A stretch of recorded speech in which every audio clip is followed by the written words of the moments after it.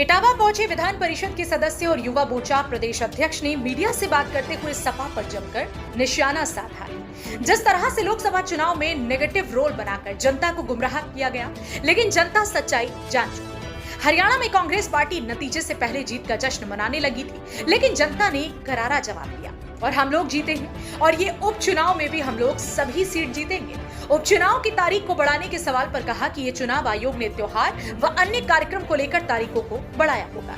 इस पर कोई टिप्पणी नहीं करना चाहूंगा।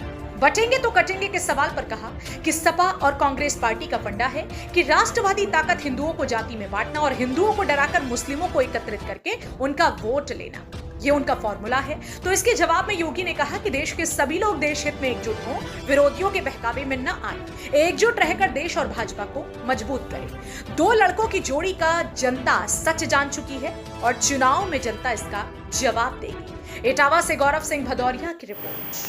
जिस तरह से उपचुनाव है, क्या लगा है? जिस तरह समाजवादी पार्टी पूरे दमखम से लगी हुई है और बीजेपी अपनी पूरी तैयारी कर रही थी, क्या लग रहा है? नहीं, देखिए, जो लोकसभा चुनाव में एक झूठा नैरेटिव बनाकर जनता को गुमराह करना, आरक्षण संविधान पर गुमराह करना, 8,500 खटाखट के नाम पर गुमराह करना, इस बारे में जनता जो सच्चाई है उसको जान चुकी है।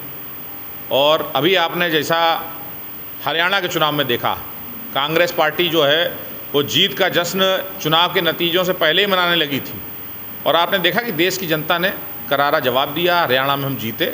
आने वाला जो उपचुनाव है उसमें भी प्रदेश की जनता, जो पूज्य योगी जी, आदरणीय नरेंद्र मोदी जी के नेतृत्व में भारतीय जनता पार्टी के पक्ष में मतदान करेगी और भारतीय जनता पार्टी सभी 9 सीटें जीतने का काम करने वाली है। जिस तरह से देखा गया कि चुनाव की जो तारीख उसको बढ़ा दी गई है, समाजवादी पार्टी अहमदाबाद में उनका कहना है कि जितना आगे बढ़ाएंगे उतने ज़्यादा हारेंगे।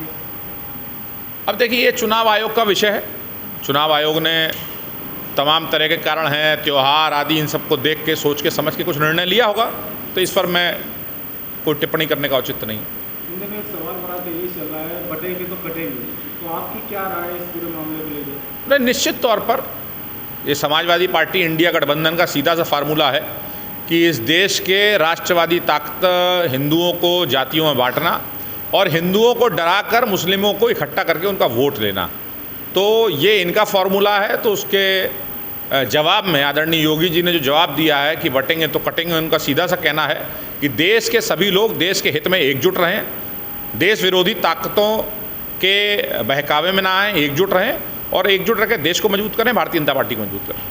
समाजवादी पार्टी कह रही है पीडीए तो एक है और एक ही रहेगा। आने वाले चुनाव के नतीजे बताएंगे कि पीडीए हो या इंडिया गठबंधन हो, उसका चुनाव के बाद क्या स्थिति होने वाली है। लगातार जो युवकों की जोड़ी है, जो युवा की जोड़ी, तो क्या लग रहा है आगे चुनाव में कितना देखने को मिलेगी? देखिए, मेरा मानना ये है कि जो मैंने अभी कहा कि लोकसभा चुनाव में एक नेगेटिव नैरेटिव तैयार करने में कुछ हद तक ये इंडिया गठबंधन सफल हुआ, लेकिन अब निश्चित तौर पर जैसे जैसे समय बीता है, देश की जनता जान चुकी है, चाहे पिछड़ा समाज हो, चाहे दलित समाज हो, सबके हित में सबसे ज़्यादा काम किसी ने किया है तो भारतीय जनता पार्टी आदरणीय नरेंद्र मोदी जी ने किया है। तो ये जो 2 युवकों की जोड़ी जिसकी आप बात कर रहे हैं, जनता इनका सच जान चुकी है और चुनाव में जवाब देगी।